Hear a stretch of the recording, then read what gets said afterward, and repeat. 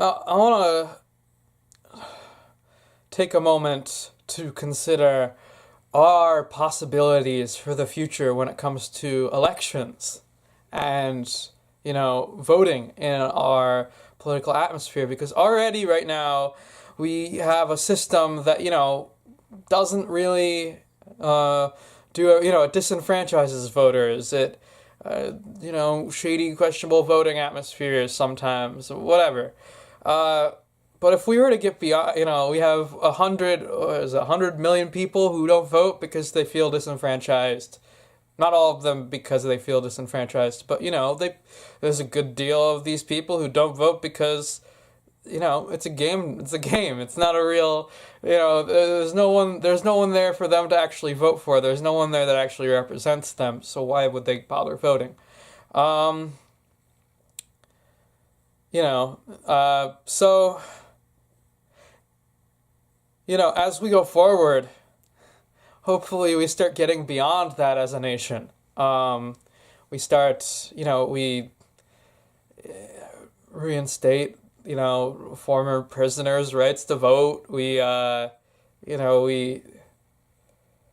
don't disenfranchise voters during elections. We all the all the voting places that we put up during election time. We actually have them well staffed, have enough of them for each area so that people aren't in century long lines waiting to vote and then never get to there by the end of the election time.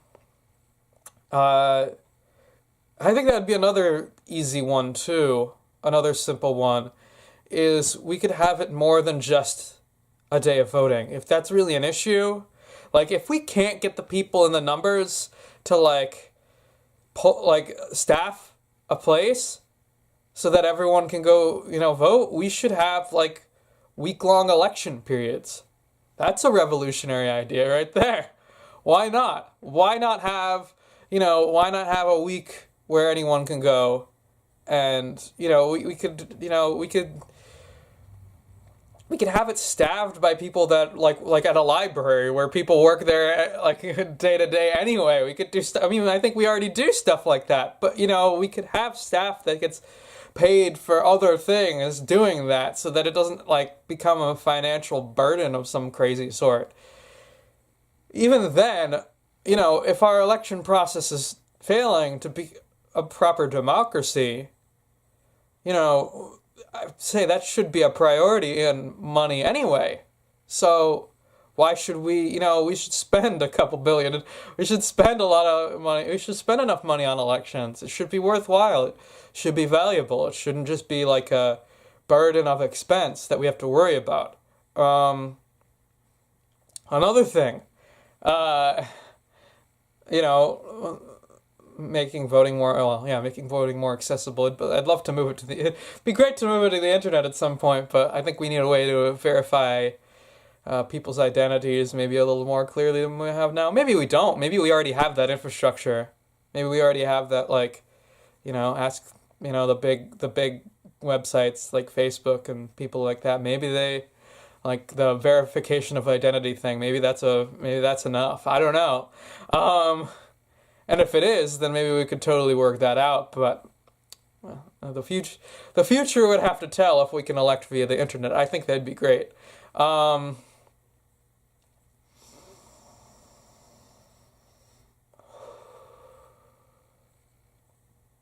another one,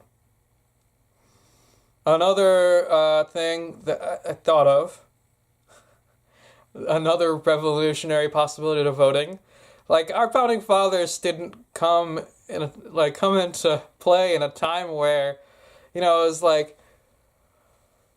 you could talk to someone in fucking, China or India in the matter of seconds. They didn't come in an age where you could talk to your relative halfway across the world. They didn't come into an age where, information moved nearly as fast as it moves today.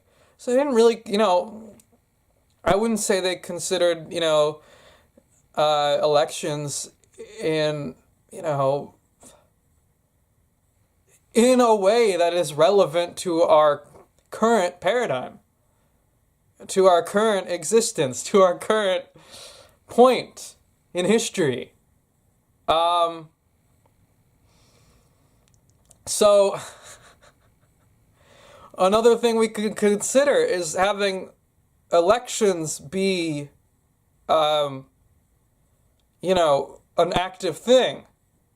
So you bring a politician into office. There's no necessary term limit, but there is, like almost in a true democracy sense, we get to choose when we vote. It's not just for every 4 years. It's much more active than that. If a president, it turns out to be I don't know, foreign operative, unlikely. I mean, well, it's a huge exaggeration as to what's going on in the media right now about Trump, but I'm sure there's some truth.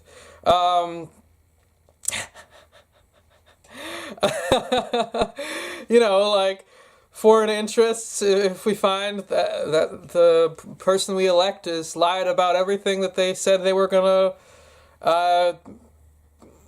do in office, then it makes perfect sense that we could just set up an election. Not just like, oh, every 4 years, structure. Well, it's really hard to get a president out of office if he's doing something bad.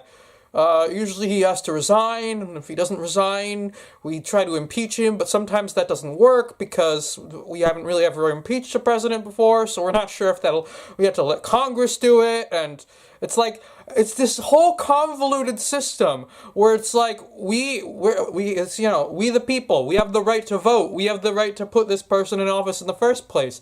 If at a certain point in time we disagree with our vote, we should be able to go back on that. We should be able to vote again. It shouldn't just go to the vice president.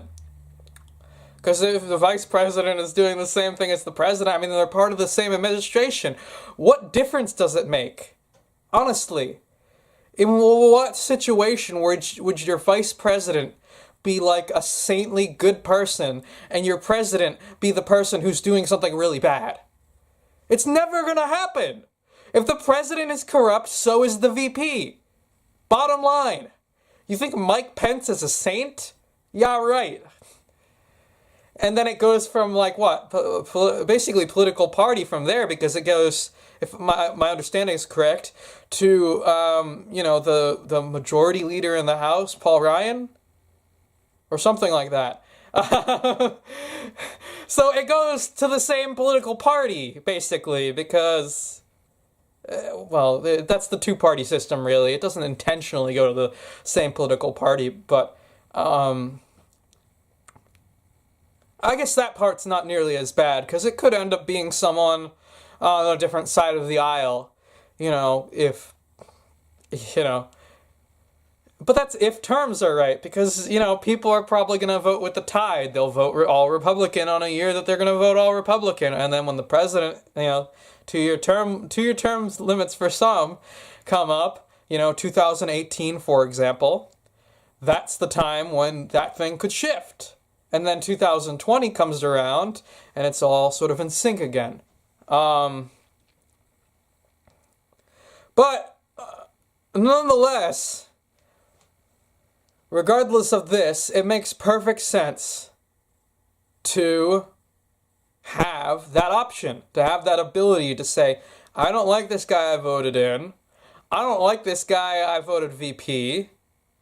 If it's Trump, I don't know, he might have some Russia issues going on, or he's not working that economic message he told me he would on the campaign trail. My carrier jobs got shipped out anyway, stuff like that. It's like, I don't want him in office anymore. Let's put up another election. Let's build. What would you call that? Let's